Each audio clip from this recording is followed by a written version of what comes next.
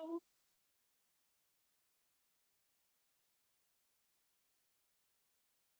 right, how's that? That's much better. Okay, good afternoon, everyone, and welcome to a fantastic afternoon of science and conservation. I'm Kath Dixon. I'm the Conservation Science and Planning Manager here at the Tasmanian Land Conservancy, and it's a real privilege to welcome you here to our second Conservation Science Symposium. We're looking forward to sharing with you all the fantastic research that both our TLC staff and our research partners are undertaking across our reserve network and in partnership with our conservation programs landholders.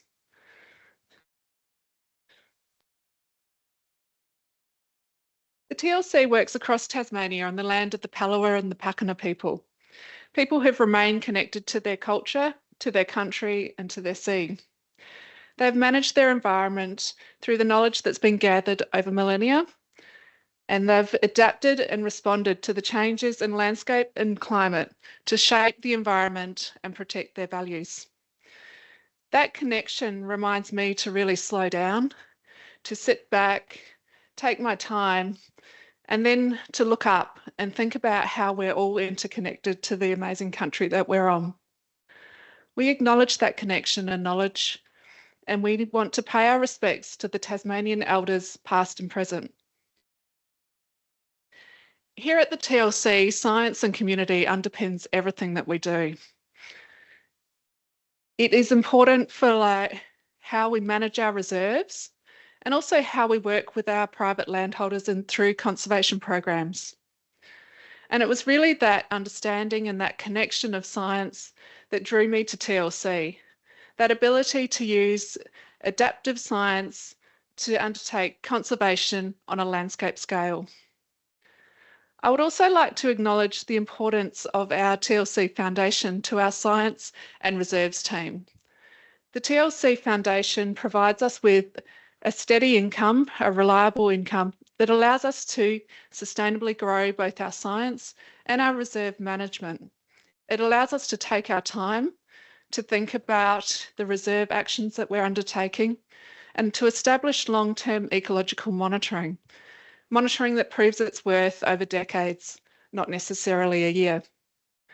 And I guess personally, for me, it's fantastic to see us as ecologists and as land managers out on reserve, undertaking the work that we were trained to do, rather than being back applying for grants. Don't get me wrong, we're still doing that, but maybe just not as much. Last year, the chair of the TLC Science Council, Professor Ted Lefroy, he articulated 3 questions that the TLC staff work hard to address to provide the board with certainty and comfort that TLC is achieving our purpose and creating clear conservation impact. And so these 3 questions are where, what, and why.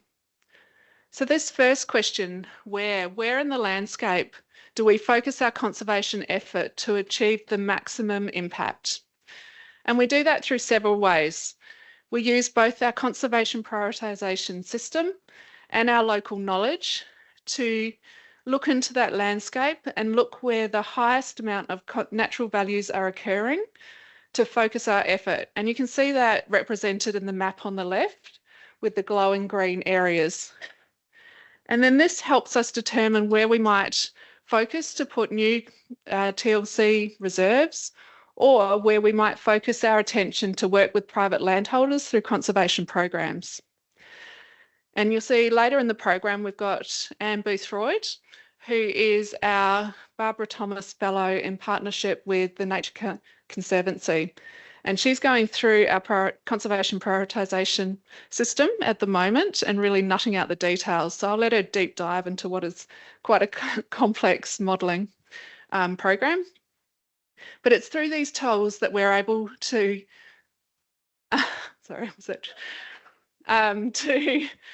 to really look at where our effort has been concentrated in the last 23 years. And you can see that in our conservation footprint with the map to the right. So now our footprint's grown to over 100,000 hectares. We've got over 26,000 hectares within our TLC reserve estate, and then a further 80,000 hectares within the conservation programs in partnership with private landholders.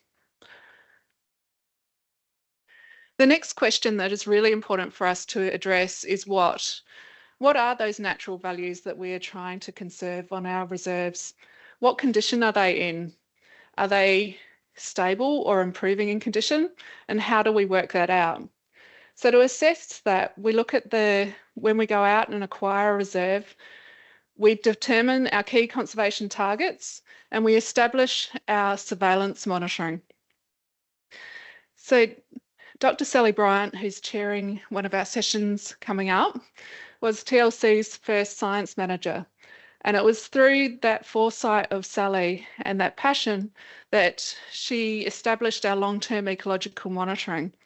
And it's been over the last 10 years where we've been working with that across our estate, and we've been adapting it to ensure that it continues to meet our needs and address the questions that we require.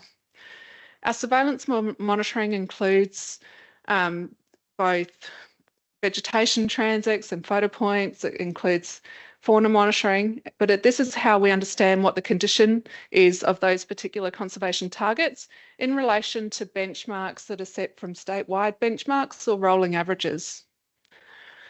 This later in the first session actually, Joe Potts will be talking to you about one of our largest data sets, which is the camera trap monitoring that Sally established in 2013. So we're now looking at 12 years of data, which is absolutely fantastic across 11,000 hectares, and the stories that we can pull apart from that and what we can tell. The final question is the most interesting question, but it's also the most complex question. It's the why, and it's really important to understand. So our surveillance monitoring tells us about the condition of our conservation targets, but it doesn't tell us why they are what they are.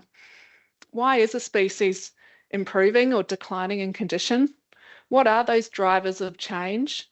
And what can we do to adapt our management to improve that condition? And so that is where really all of you come in.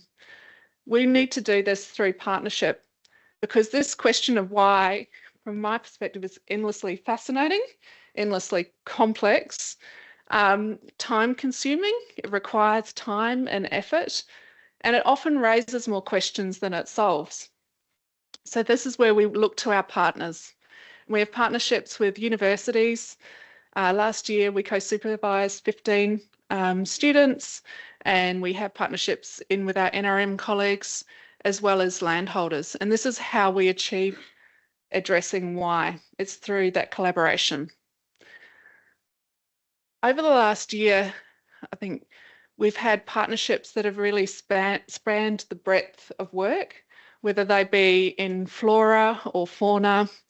We've had the students that have worked alongside us, worked alongside the universities, and we've had our key research projects. So we have our Eastern Quoll Australian Research Council grant, and we have 3 National Environmental Science Program grants that are going, and all of which you'll be hearing about today.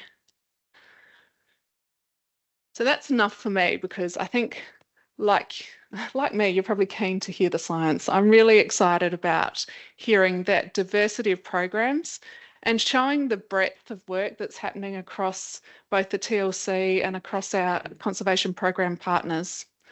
You'll see that we've remained our need to be ambitious, and we've got 3 speed talk sessions, and all of our presenters are going to be held to time. After each session, there will be a 10-minute Q&A where all of the panelists will come up. So please think about the questions you'd like to ask. Jessie's very kindly agreed to run around with a microphone. So prop up your hand and we'll address those. But obviously our speakers will be here for longer, so please go and find them afterwards. After session 2, we'll have a coffee break,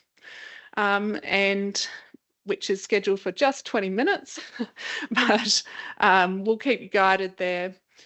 And then I think I've got a few just general housekeeping. So when you came in through there, you will have noticed that there's toilets just on the right outside the door. Importantly, if we have an emergency or the Camellar staff need to ask us to move out of here with the fire alarm, we need you to follow Camellar staff out the door and out to the footpath. So beyond where the car park is and out to the footpath. If that exit is blocked, there is another one out to the back there, which takes us down on the back car park of TLC. And so with that, it's my absolute pleasure to introduce our first chair of session 1, Dr. Vanessa Adams. So Vanessa is both a TLC board member and a TLC Science Council member. She's an Associate Professor of Conservation and Planning at the University of Tasmania. And personally, I have to say she's an invaluable support to our team.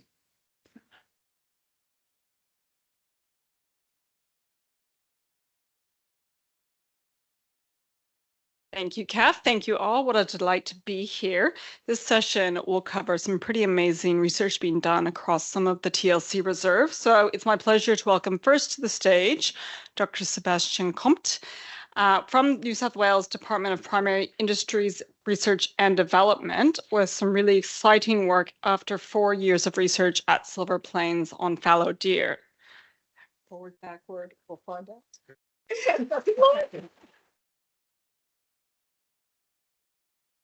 Thank you, Vanessa. Good afternoon, everyone. I would first like to acknowledge the La Marana people as the traditional custodian of the land where the work was done. So probably you're asking why someone from New South Wales is coming all the way down to talk about deer management in Tasmania.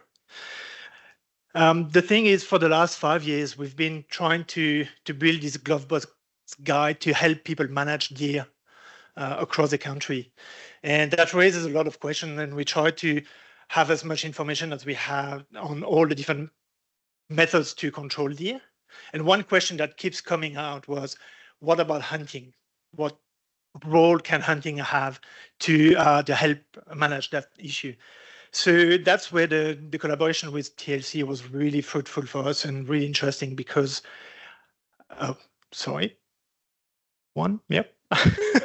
So the property on Silver Plain is, as you can see on the map on the left, is really in the core distribution of deer in Tasmania. But it's especially has a group of hunters that have exclusive access to that property. So that means we can really work and try to understand what is deer hunting in Tasmania, how does it work, and what we can learn from that. Of course, as a government agency, we did what we do best. We collected personal information. We used satellite to track their movements. And we deployed some surveillance camera across the landscape. So over 3 years, the 28 hunters collected information about when they went out, how long they stay during the hunt. And they collected 306 individual hunting events during those 3 years, with many hours spent on the property. They removed 128 deer over those 3 years. And for us, what was really interesting is to understand in Tasmania, you have still 2 seasons for the hunting. There's a buck season, which is a month in March, where hunters are allowed to shoot 1 deer with antlers. So it's more like a trophy hunting side of behaviors. And then the rest of the year is allocated to antlerless deer, where they can shoot as many as they want. So we wanted to understand the differences between the 2 seasons and what we can learn and work on with that knowledge. So as I said, let's move a little bit quick. We gave each hunter a GPS, and we asked them to record the movement every time they will go out in the field. And you can see the map on the right. This is how, after 3 years, this is how they use the property at Silver Plains. It moves automatically. Yeah, okay.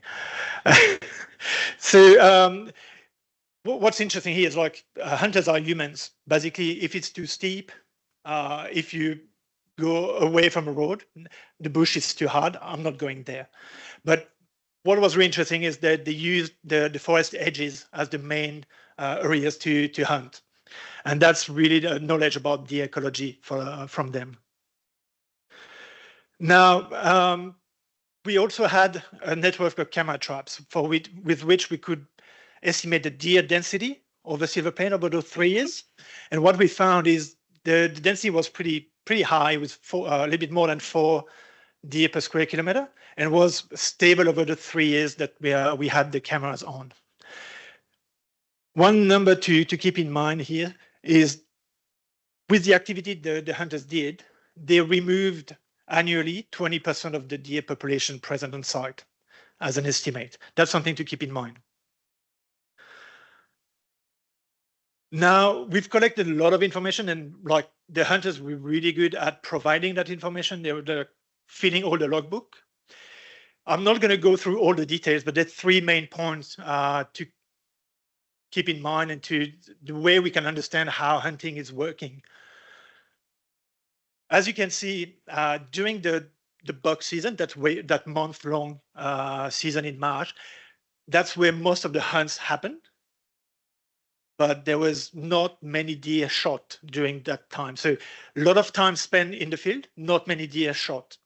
And of course, mostly male, because that's the main focus of that season.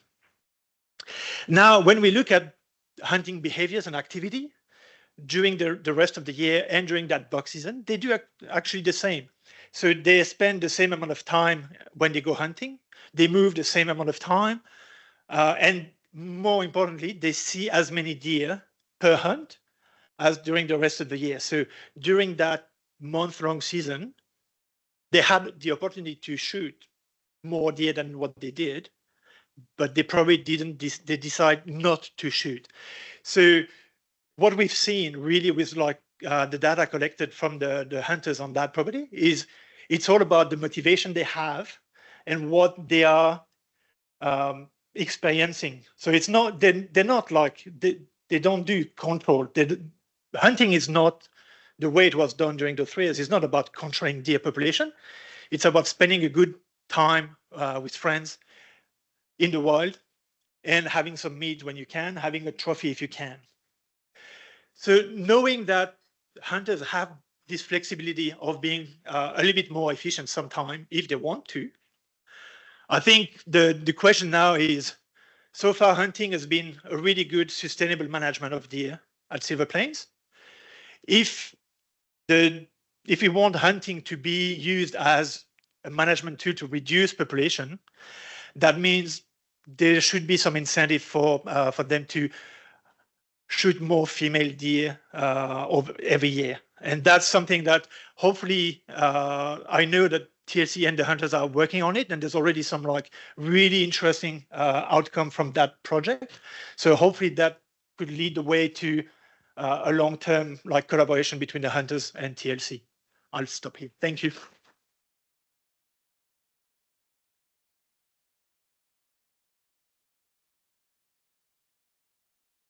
So much. Our next speaker is Dr. Joanne Potts with Analytical Edge.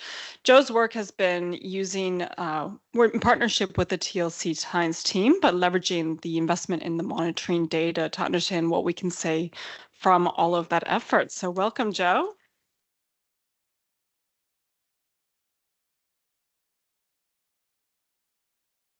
Thanks for having me. I work locally as a statistician and credited with the Stat Society, and I've been on the periphery of TLC for many years, helping with their data analyses. So this particular project I'm going to present today is from Five Rivers.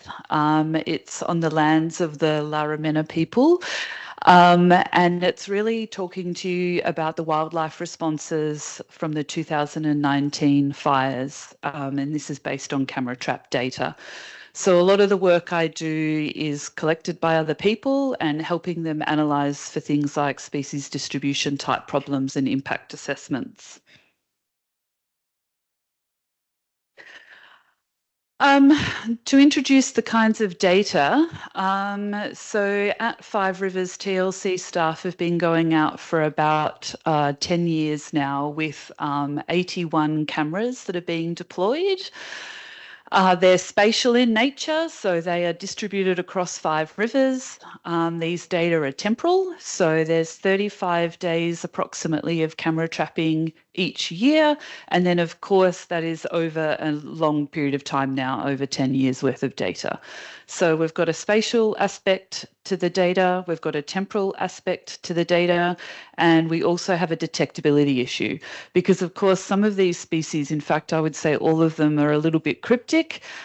Just because it's in the site doesn't mean it's going to walk past the camera and also be detected. There's the issue around detectability, of course, with individual behaviour as well. So just because you get a single photograph of an animal, it doesn't mean that that particular animal is uniquely identifiable. And also, is it the same animal that's sort of running past the camera, not dissimilar to my children wanting their photos taken all the time? So these kinds of data types are analysable with occupancy modelling. This has been a well-established theory of statistics, branch of statistics now for a while. It does account for 2, and I'm going to arm wave broadly say 1. Broadly say 3, except the spatial nature in these data is not being modelled, and I'll come back to that in a little bit. We looked at the covariates that were important for TLC, of course, which is the response to fire and year.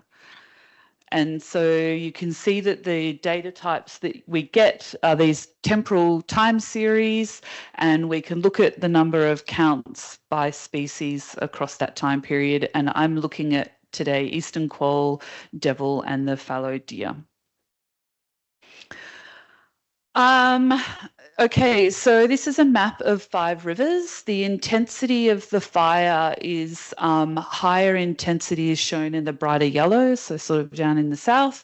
And the larger the dot is the more count of animals on the cameras over the course of the time period. And here it's just simply separated from before fire and after fire.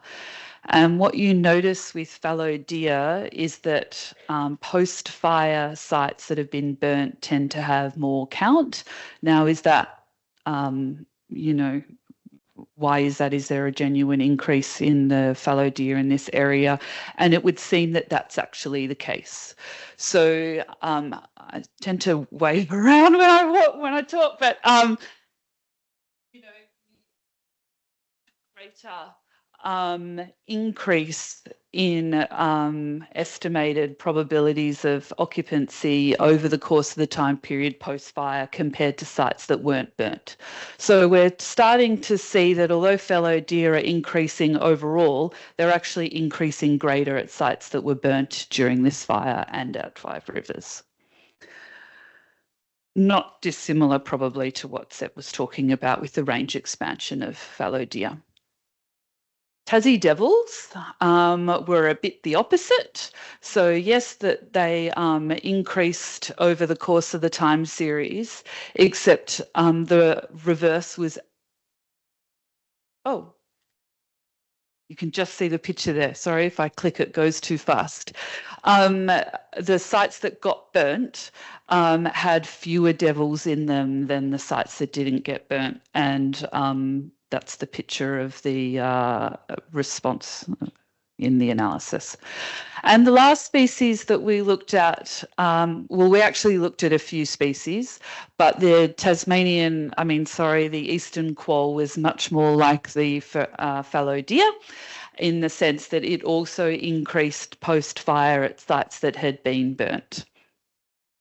There were many other species in this data set that I presented, back at slide 2, but these were the main ones that you can fit a 40-page report into 6 minutes. So the future. These data sets are incredibly harder to gather going into the future. You know, this has been going on now for 10 years. So I'd just sort of like to acknowledge the support that TLC's had in this time period to collect such long-term data. It really makes statisticians get excited when we have time series that go for so long. It's part of science is learning, and of course that's theory as well. These things have progressed, and so it's nice to take stock occasionally and assess whether or not these monitoring programs can be changed at all as we go forward. And so there might be some discussion happening in the future about the temporal nature of the data sets and how that could be altered going forward. Thank you.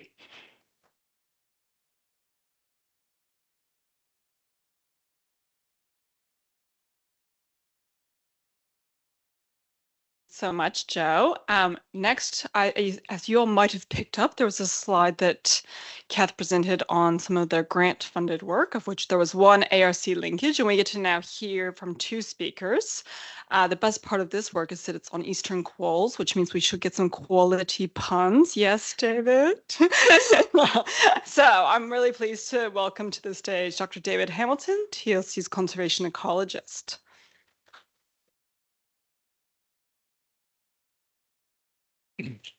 Thanks, Vanessa. My talk is a bit pun-light today, and now I'm feeling very ashamed because that's normally my stock in trade.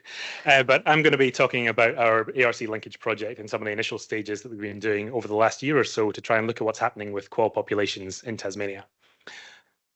So I'd like to start off by acknowledging the Palawa and Pakana peoples of Tasmania, who cover a lot of the land on which we've been working and doing a lot of this work, and their connection to the lands, waters, vegetation, and animals of all those lands as well, including the eastern quoll that I'm talking about today. So a question that you often get when you're working on a specific species is just the kind of generic, how are they going? And with eastern quolls, it's not a simple answer to that, unfortunately. They used to occur relatively broadly on mainland Australia. They don't occur there anymore. They went extinct about 50, 60 years ago. And now Tasmania is basically their last refuge. And we know from some fantastic data that's been collected by NRE Tasmania over the last 30 years that they've had spotlighting counts that go out ostensibly to record macropods and other things in some of these habitats, but they also record when they find eastern quolls as well. And there's been an overwhelmingly negative trend in the eastern quoll numbers that they've picked up on those over the last 20 years, since about the turn of the century. Unfortunately, from some data in the last couple of years, it's ticked up a little bit, but those tick-ups and population recoveries have been very spatially variable. So there's some areas around the Huon Valley. If anyone lives in the Huon Valley or Bruny Island and you start talking about declines in eastern quolls, they look at you like you've gone mad. Say there's thousands of eastern quolls living underneath my house, but in lots of other areas, they've not been doing so well and haven't recovered as well. So one of the areas that we're focusing on is that East Coast Midlands kind of area where they had a massive crash in about the year 2000 and really just haven't recovered at all. So what we wanted to dig down into is, why is this happening? Why have they recovered well in some areas, but in other areas they're really struggling? Welcome to the mind of a scientist. Do not try and interpret this diagram in any way, shape, or form. It's physically impossible. I've been trying to do it for about 2 years now. But essentially, I just wanted to put this up to illustrate that it's complicated. So there are lots of different factors feeding into what is happening with eastern quoll populations, and they're likely all interlinked as well, just to make it nice and simple. There's no one thing that is causing decline of eastern quolls. It's going to be multiple things all interacting together. So what we want to do is try and dig down into as many of them as possible, see how they interact, and see how that's variable across space and potentially time as well. So with that in mind, we picked out some key variables that we want to analyze specifically. We're wanting to look at climate and the addition of some other biotic factors in the environment, that being the influence of some of their predators and potential competitors. That's cats, other quoll species, the spotted-tailed quoll, Tasmanian devils potentially as well. The availability of prey in some of these different environments. So eastern quolls are relatively generous in their prey. They'll eat small mammals, but they'll also eat lots of insects as well. So we want to look at that in the environment, and also the structural habitat. So how things like availability of dens, density of vegetation and things are changing between these areas too, and what influence that has on eastern quoll populations. So when I say we in lots of this as well, most of this work was done by our honours student Sophia Jackson, who's in the audience today as well, and our research technician Morgan Ganane, who went and set up all these 14 sites across the East Coast and Midlands, 3 of which are on TLC reserves, 6 of which are on MCP properties as well. So thanks to everyone who's been involved in setting up these sites and helping them be maintained. They've had camera grids up for just over a year now. So each of these 14 sites had 30 cameras set up. The idea was that the cameras could look at some of these important factors, the initial one being eastern quoll presence or absence. Additionally, their prey species, so looking at these small mammals in the environment, what they have to eat, and also the competitors, so cats, devils, other quolls.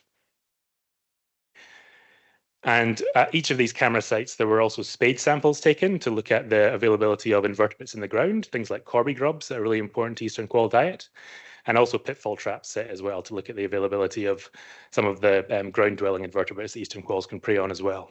So all up across these 14 sites, that means 420 cameras that have been monitored over the last year. So it's a lot of data. There's a lot of information and there's a lot of effort that goes into maintaining these cameras as well. So it's been a big effort by Morgan, Sophia, and other volunteers that have been involved in this. So what did we find across the first year of data? So essentially, we picked up even fewer quolls than we were expecting, which is not encouraging. So that area around Lake Leak in the middle, so this diagram, the bigger the circle is there and the darker the colour is, the more quolls turned up per camera. So we can see those areas in the south and onto the east coast really didn't have many quolls turning up at all. 6 of the 14 sites we had quolls turning up in, which is, again, as I said, less than we thought. And even less of a spread than we thought as well. So there's northern Midlands that are around. But what is it that's affecting their likelihood of occurring or not occurring in a site? So Sophia did some fantastic models as part of her honours project as well, looking at what factors were influencing likelihood of eastern quolls occurring at specific sites. So anything that's in the red on the, I get my right and left mixed up, the right-hand side of the line there has a negative impact on finding quolls at a specific site. Anything to the left has a positive impact. So we can see that the things that are most likely influencing quoll detections on a site-given basis are the presence of spotted tail quolls and the presence of feral cats.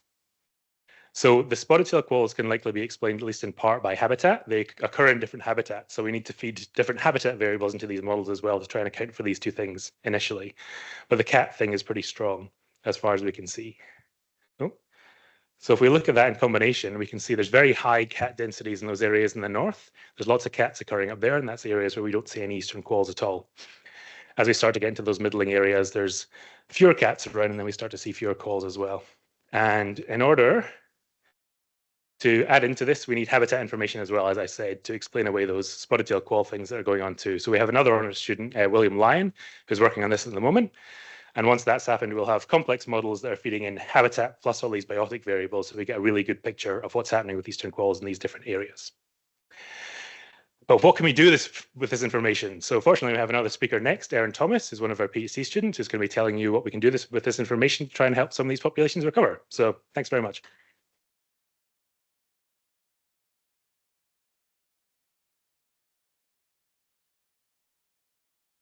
Excellent. That pretty much did my job for me.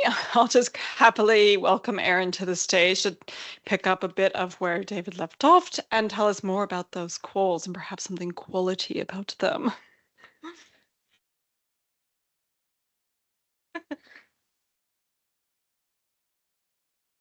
Alrighty. So as Dave left off, we know that eastern quoll is in decline, and we're kind of getting a picture of what resources they're relying on. Ooh, I think I missed a slide here. Oh, never mind. You don't get my beautiful cover slide. Never mind. So I'm here to talk to you about the next step of this process, which is going to be translocations, or as I like to say, quality translocations. So first of all, I would like to acknowledge the traditional owners of the land on which I work, the Palawa people. All right. So what is a conservation translocation? This is the deliberate movement of animals from one location to another. This can be a reintroduction, moving animals into a space where they once did exist and no longer exist, an introduction, which is moving animals to a space outside of the historic range, or a supplementation, which is what we're going to be doing, which is adding animals into an existing population. So why do this? Conservation translocations are super valuable, and they can be done for a number of reasons. This is including increasing connectivity between locally isolated populations. It can also establish insurance populations on islands and fenced reserves. So these act as like genetic reservoirs that aren't impacted by the same threats that are impacting the broader community as a whole. So then they can be used as a source for future translocations. Translocations also increase the population size and genetic diversity of a region, which in turn will increase the population's resilience to threats such as predation, habitat loss, and disease. So eastern quolls have actually been translocated a number of times before. The three main ones I want to talk to you about today are Booderee National Park, Mulligan's Flat, and Silver Plains. So I could talk to you about these translocations all day and so show you so many cute photos of quolls, but I don't have much time. So the main takeaway points here are that the unfenced mainland translocation in Booderee National Park had a pretty low survival rate at 40 to 45% after 42 days, 45 days. But then subsequent fenced releases actually had a lot better survival rate. So the Mulligan's Flat one had a survival rate of 67%, and the Booderee one recently has had a survival rate of around 80% in the same time frame. The Silver Plains release here in Tassie was a pilot study for the study that we're doing now. And it had really great survival rate despite being unfenced. But what was found was after the first breeding season, after they were released, there were no juveniles that were detected in surveying that were related to the captive bred released individuals. So this is a really promising start, but clearly there's some more work needs to be done in how to improve these translocations without using fences and how to improve breeding success. So that's where this project comes in. So what we're going to do to improve success is this is an early intervention because there are still wild eastern quolls in Tasmania. That means that we probably going to have early interventions have a greater likelihood of success. They also can be used to improve connectivity on a landscape scale, even when you're only working on a site level. This also in turn minimizes the risk of losing local genetic advantages. So we risk losing those when we swamp the population with new genes from our newly released individuals. And their genes may not be adapted properly to the local environment, so we may lose some advantages that we don't know are present yet. Also, early intervention opens the door to do experimental releases. So experimental releases are great because they can identify directly the cause of decline.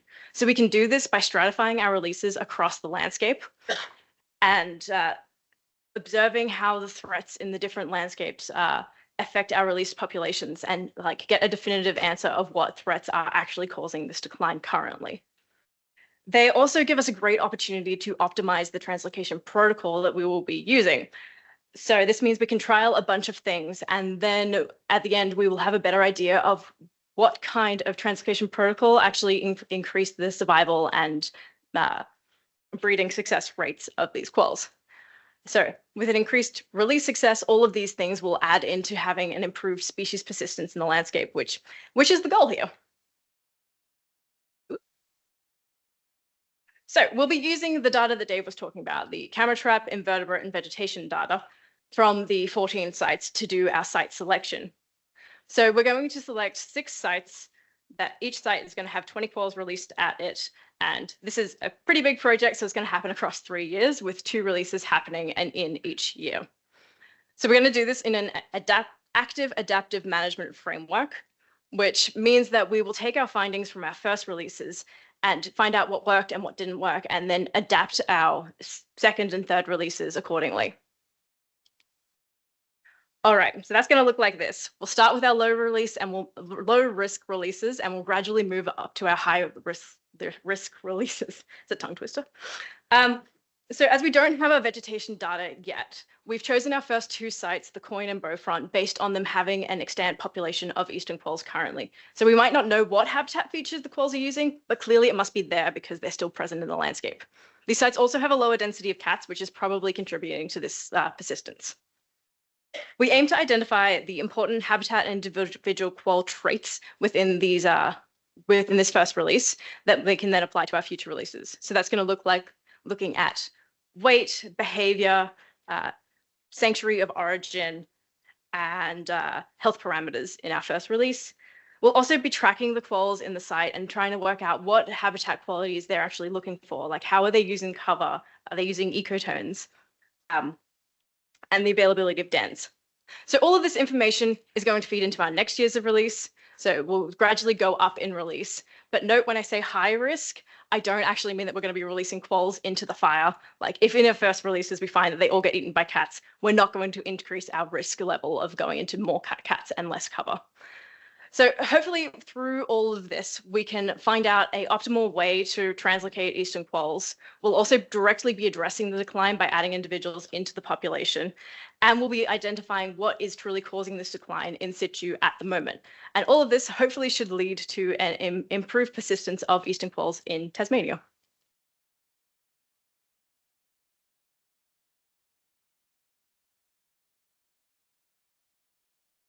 Thank you so much. Our final speaker in this session is PhD student Pippi Lawn, who I have the great pleasure of being supervised by as she runs leaps and bounds beyond us. It had never occurred to me to think about the vale or pits in the landscape until I met Pippi, and now I love them. So I hope you do too by the end of this talk.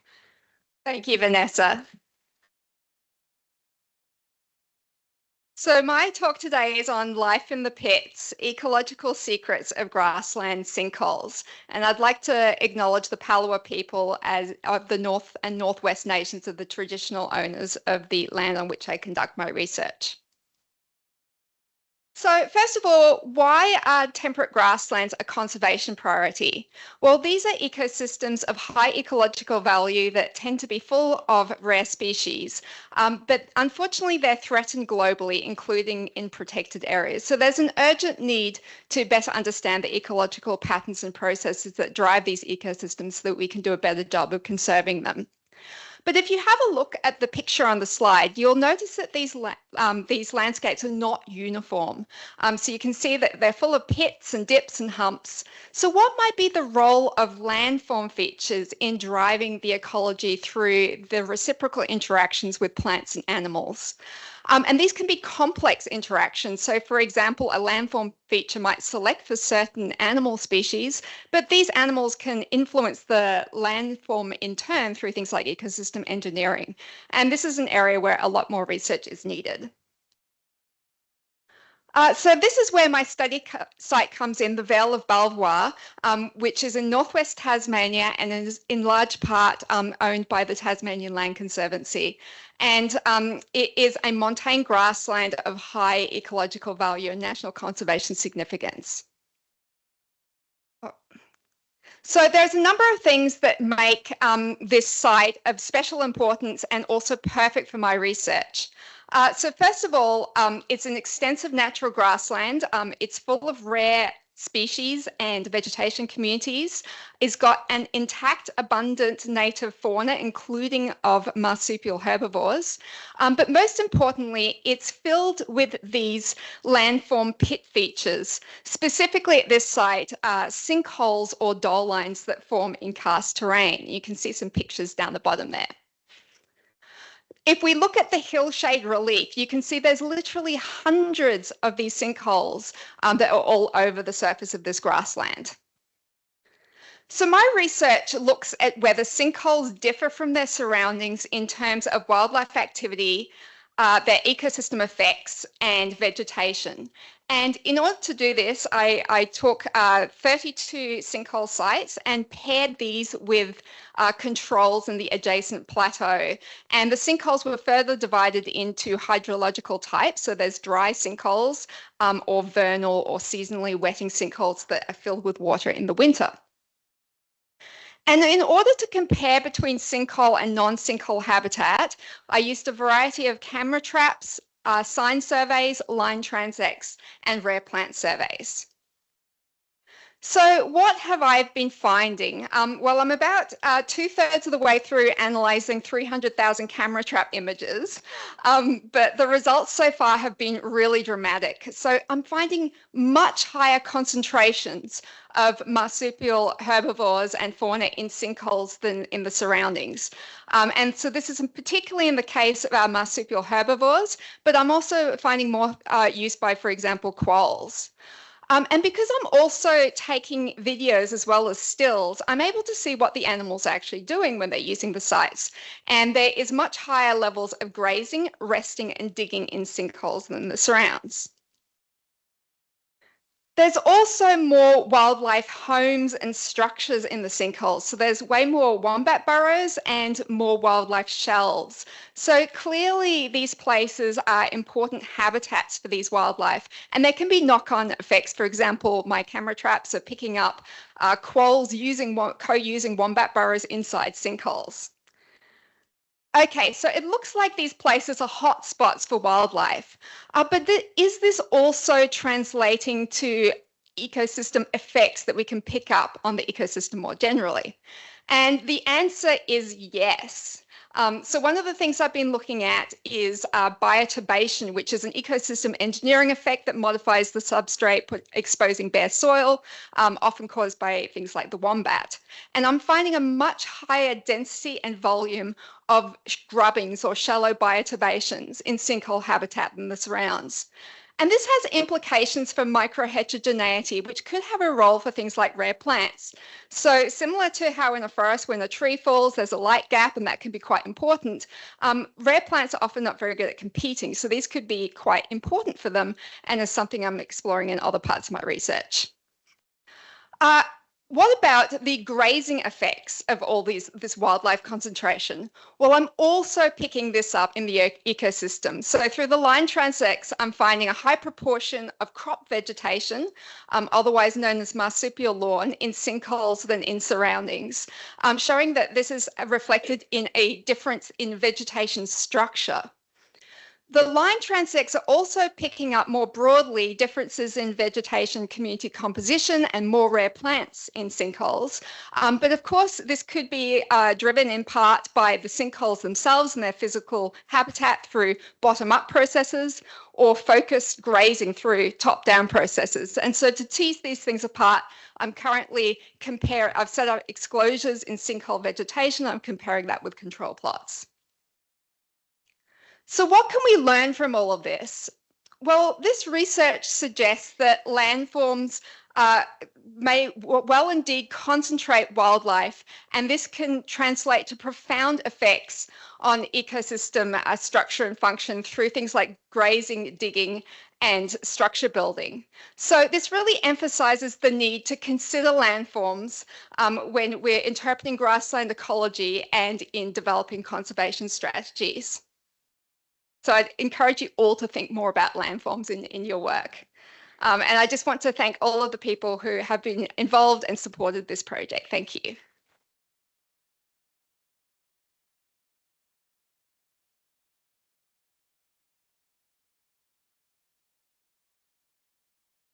Move into Q&A, and we have an excellent question from online that we'll start with.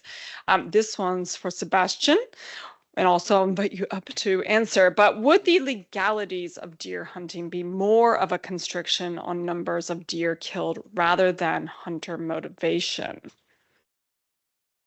Put that one there if you want to think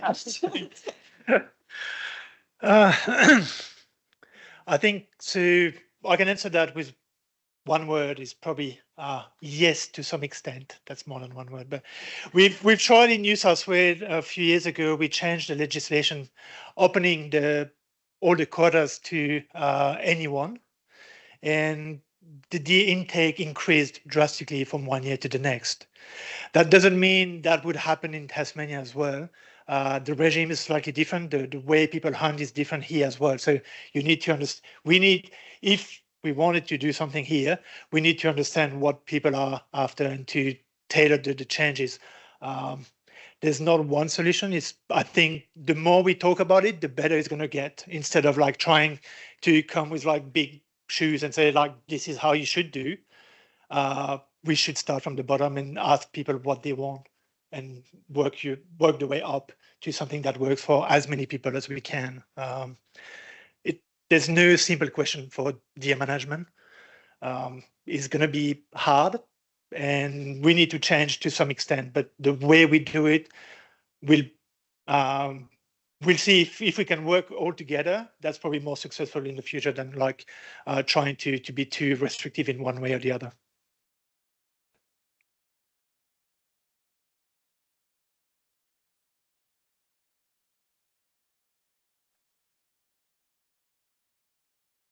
So I have a question for Erin.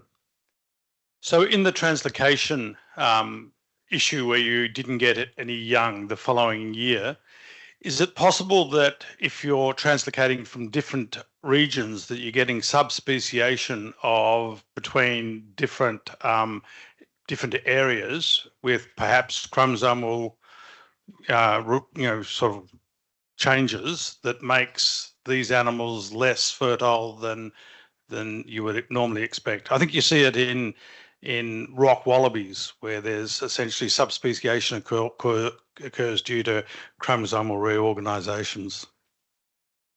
That is a really interesting point.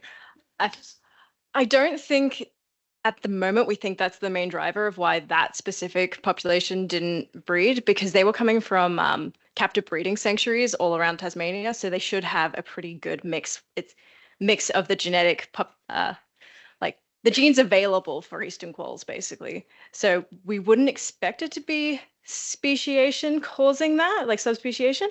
I think the working theory right now is that was a release of 2-year-old quolls.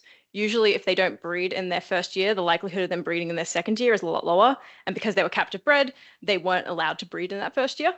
So we released them, and maybe they didn't know how to breed. That's the working theory at the moment. But really good point. Something we might have to consider if we get that repeated. I just also hand over to Dave. Sorry, I'm going to speak to that a little bit as well. Great answer, Erin. But we've done some genetic studies of the eastern quoll population as well as part of this work, and found that there's not a dramatic amount of genetic variation between different areas where eastern quolls are occurring as well. We were thinking there might be some specific adaptations based on ones that live in alpine areas versus coastal areas or something, but there's not a dramatic amount of variation in the eastern quoll population to start with. Therefore, coming into it and having that genetic variation and mixing up a little bit is probably going to have a positive impact as opposed to a negative one, as far as we can figure. So hopefully that answers the question to some degree. No?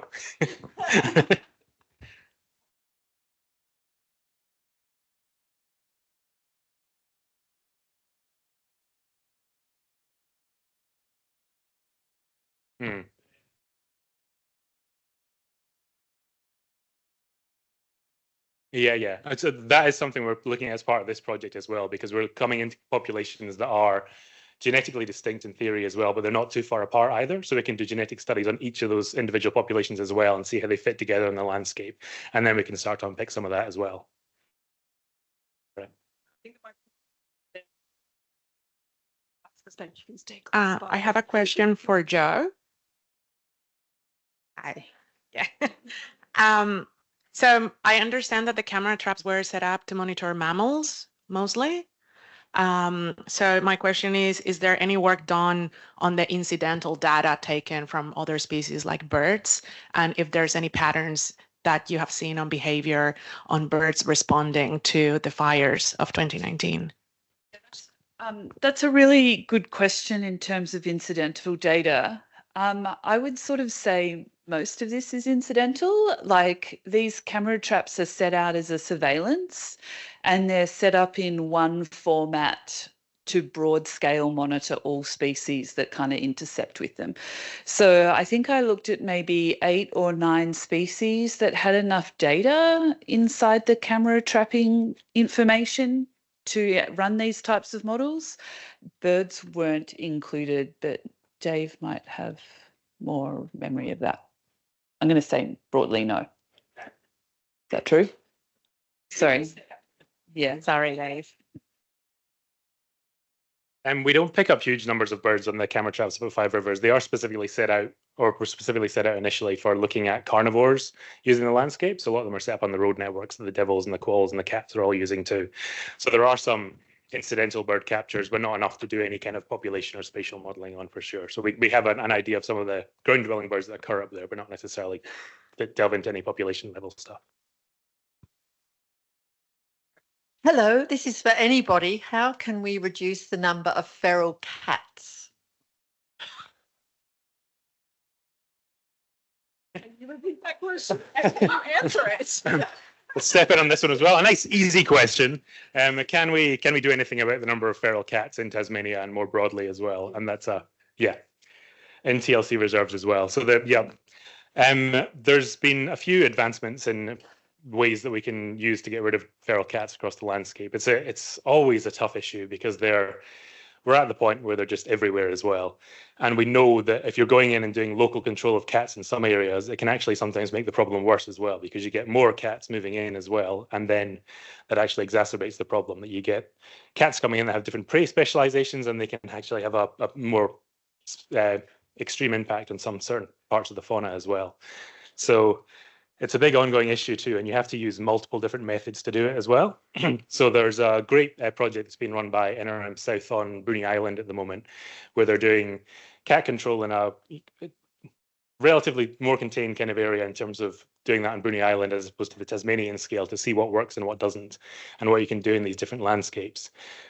And that's generally involving using a combination of different things. So having cat traps set up as well, trying to look at how many cats are in the landscape too, but also using some new technology like Felixer traps too. There are these things set up in the environment that will effectively, they've been testing them there for a couple of years now as well. And they have an AI device that detects when a cat goes past. So then it has some poison that'll puff out of the cat, and that will cause it to pass away over time as well, but it's not targeting anything else in the environment. It's just targeting cats. And that's the kind of thing that's being used as a nuclear option for the cats that you can't get out by any other means too. So there's lots of different ways that it can be done, but it's a big issue that's bears repeating in different spots too. It's always in our mind. So I had a follow-up question for Erin or David, I suppose, which is the adaptive management for success of the quolls, and whether that would actually even include a reduction in predators, i.e. what you're talking about. So does the adaptive management even include actually killing things that are killing them? Yeah. To repeat the question, so this one's for Erin on the adaptive active management aspect of the quoll reintroductions. So it's a really great point that like controlling predators could be really beneficial. But one of the things that we really want to find out through this project is what the threshold is that the quolls can tolerate of that predation. So controlling the predators isn't going to be a part of our first releases. Depending on the results, like if our population got completely decimated by the cats, then obviously we're not going to continue doing that. And probably at the first sign of the population really dropping really quickly, we would start to implement some control. But overall, like from this project, we want to be able to find out how the quolls can, like where the quolls can survive in situ currently. So even though predator management could be a really good way of reducing the threat level, it's not something that we're actively pursuing in this project, aside from like the general level of control that the properties are already doing. Does that make sense? Switch to online with an online question for Pippi. Are sinkholes mapped somewhere, and are they considered geoconservation sites? Yes, very much so. So we can partly get the sinkholes from digital elevation models, and at this site that I'm working on, which these are quite rare in Australia, these sinkholes, so I've mapped them within the study site. But it's also one of the reasons that VEL is recognised as a geoconservation site. So this recognition that this karst terrain that forms these special landforms is significant and has a lot of consequences on the ecology, and nested consequences too, because as we see, it's influencing the species that are living there, many of which are species we want to protect, but there's knock-on effects on the ecosystem itself.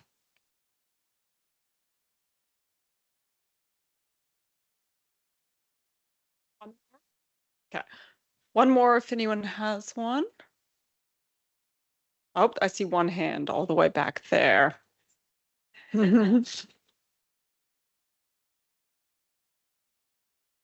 Hi. Oh, I've got a question for Erin, just in regards to the quoll translocation and population augmentation. I know for devils, there's found to have been quite a significant difference between captive bred and wild captured animals used for that, in that the captive bred lasted a lot less time Is that being sort of controlled in your experiment? So for those online, the question is regarding the translocations in captive breeding and longevity aspects for Erin. All right, so yeah, that is also a very good point. The project that we're doing is only going to be using captive bred animals. So we probably are going to look at the effect of generation time. So like the number of generations that those individuals have been in captivity. So if like their parents were wild or their like great grandparents were wild. So that's something we will factor in. I think there have been more recent studies surveying like the whole state of wild versus captive releases translocations. And it found that there wasn't as big of effect as first thought. Like there definitely is for some species, but it's not something that we're super concerned about, I think. I can't tell you what paper that was, but yeah, so it's something that we're definitely considering, and we'll be considering the behavior of the quolls as well. So like that might be, if we identify that there are behaviors that these captive quolls have that make them unfit, then we might try and train them into having better behaviors or releasing into like a free range enclosure that we can control before we release them to the site. So then hopefully they can learn some of those like wild type behaviors. Yeah. Just want to say thank you to all the speakers and pass back over to Kat.